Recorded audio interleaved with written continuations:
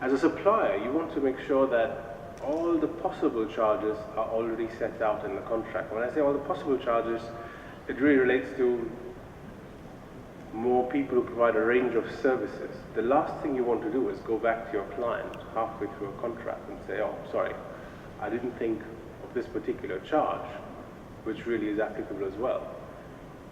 It may not cause an end to your relationship with the client, but what it will certainly, or will certainly do, I've seen this happen in every instance where this has been an issue, it will mean that any future discussions about price with your client will be conducted in an atmosphere where the client will always think, well, have you really thought about this? Do you know that this is it?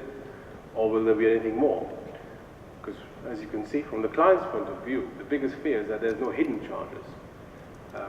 Again, I've worked for clients where they've come to me with a problem issue where they said, well, we've got this product, we need more done from the service provider because it's essential to finish off development on this. But they're saying they need X, Y, Z charges, which they forgot to tell us about, but unfortunately they're quite extensive.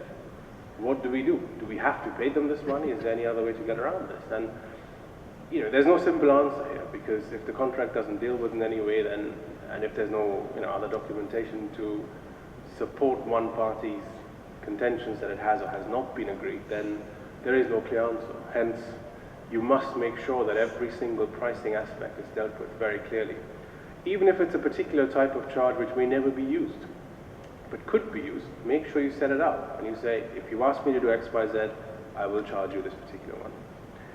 So for both certainty, you must have certainty of not just the absolute amounts that may be charged, but also the mechanism by which you will charge. So if there's any calculation formula, whatever, set it out. If it's really complicated, I've seen some really complicated contracts where charges are calculated by various schedules that go ratcheted up and down depending on volume, depending on certain rebates, what you do. Have a calculation by example in there. For example, if you do X, then you would pay this amount. Simple. Service standards. Not all contracts have service standards because there are still some fairly simple service delivery contracts where it's pretty clear what you do. It's not an ongoing service. So you don't have that ongoing relationship between a client and a supplier where the client needs to continuously monitor at what level you're providing an ongoing service. However, service standards and SLAs are not just about percentages. It's not just about saying your service will be provided at, whatever, 96% availability, etc., etc. It's also about simple things like saying, if we give you a request for something, you will respond in this much time, or your response will contain this sort of information. Or from the service provider's point of view, say, if we require this sort of information, you will provide it to us by this deadline. That is also a service standard. So you should think about this both ways. And if, as a service provider, you think you would like certain standards put in the contract because it means that you can do your job properly, by all means, you should ask your client to put that in there. From the client's point of view, unfortunately, I've seen a lot of clients are still obsessed with this whole service level and SLA thing. But if you think it's inappropriate in the particular deal you're working, then you should feel free to tell your client that and explain it.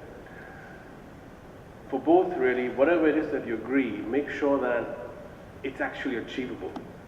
There's nothing worse in a contract than putting in a contract things which are not actually achievable. And this is something which the mainstream IT outsourcing industry suffers from continuously, where people have all sorts of service levels which never get achieved. So, there's no point saying we will respond in 2 hours when actually practically you're just not able to do that. Make sure it's realistic. If you can't respond, or if you can't commit to responding in the time that the client wants you to respond, tell him that and ask and explain to the client why. But make sure that whatever time you agree, something you do think you can actually make. Employee matters. This is something I've seen more often in contracts with US clients. In the US, I think they're much more used to telling a service provider, not just you will do X, Y, Z for me, but also in doing so, you will also, we are telling you that you can't do all of these things with your employees without our permission. Now, that's all very well, but the view that I take on this, and I also tell my clients this who actually want this, that these are internal matters for the supplier. The resourcing, key people, etc., is for the supplier to decide. From the client's point of view, what you should make sure is you get an assurance about adequate resourcing. And that means just making sure that the service provider gives you a simple statement that, yes, we guarantee that for the job that we will do for you, we will have adequate resources in place. And if there are certain key people who've worked on an account before, who know the project, who were involved perhaps even in a previous job, I've seen this with a lot of floating people, by all means state that particular people should be involved, but don't go to the extent of saying you can't change anybody in your team without our approval, or you can't use anybody in your team for any other job. And the reason is quite simple if you think about it, and this is something you can use to justify this to your clients, for example. If you do whatever your client asks you to do in terms of consent, not moving anybody around, etc., etc., but the job still goes wrong, then as a client, what do? Your service provider is going to tell you, well, I did what you asked me to do. It's not my problem. So from a client's point of view, think about, just concentrate on what it is you want your client to do. Don't get too prescriptive about how your service provider is to do it. That's that company's job. Let them get on with it. Because if you get too prescriptive, if you start interfering too much with how they do the job, you may not have a leg to stand on if things go wrong. So trust in your service provider's professionalism. Testing and acceptance. Now, from the supplier, what you want is a clarity of process. You want to make sure that there's a very clear link between product being accepted and your money. You want to get paid. This is business after all. And a lot of contracts I've seen are actually silent on when exactly payment is due, which is a key problem, because very often clients who are based in other continents will use this sort of lack of clarity to delay payment. Cash flow is an issue for everyone at the moment. Liquidity is a big problem, so people use any kind of tool they can to delay payment. And if there is a lack of clarity here, then it's, strictly speaking, not even illegal. You just have a lack of clarity, and the client is perfectly justified in saying, well, it doesn't say when we have to pay you. So from a service provider's point of view, make sure that at the very least, once a product is accepted, you get paid. And there have to be clear timelines. Most clients will try to avoid deemed approvals like the pest. But there's a perfectly clear reason for this. I mean, if you don't have deemed approvals, what do you do as a service provider? There's a complete limbo. There should, at the very least, be a provision that makes sure that they tell you whether something is approved or not approved. Silence is not an issue. And that's pretty reasonable demand, that you just say, look, if you either tell us if it's approved or not, and if you can't, then after a certain amount of time, we just have to assume it is approved and get paid. From the client's point of view, what we should really concentrate on is that you control the process of testing, and that deadlines are compliant with. There should be clarity about, for example, the specs to judge compliance. There should be clarity about who provides the test environment, the test data, who's responsible for all that. You don't want, when you're just about to start commencing testing, to start agreeing all this, because that will inevitably lead to delays. Do's and don'ts. Let's quickly go through this. And I am a little bit sort of rushing through just because I know that it is a legal talk, and with the best will in the world, there's a point of diminishing returns here. So, but if you have any questions, by all means, just stop me. Let's go through the supplier do's first. What you must do is you must deal with client dependencies, because very often, especially when you're dealing with the client's IP, there are certain things you need to receive from the client in order to be able to do your job properly. Make sure the contract sets all this out, as well as sets out exactly how the client is to give it to you, in what format. It's absolutely key. IPRs is a big risk area.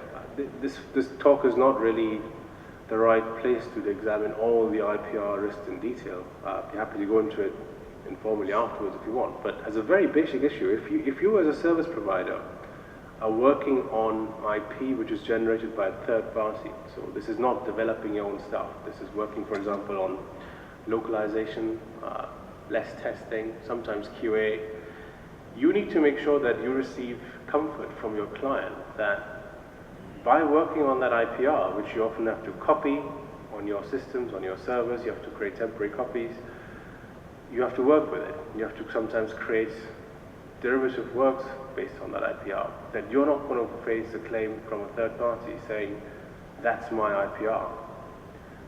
Make sure the contract has adequate protection on that. Try to limit your overall liability.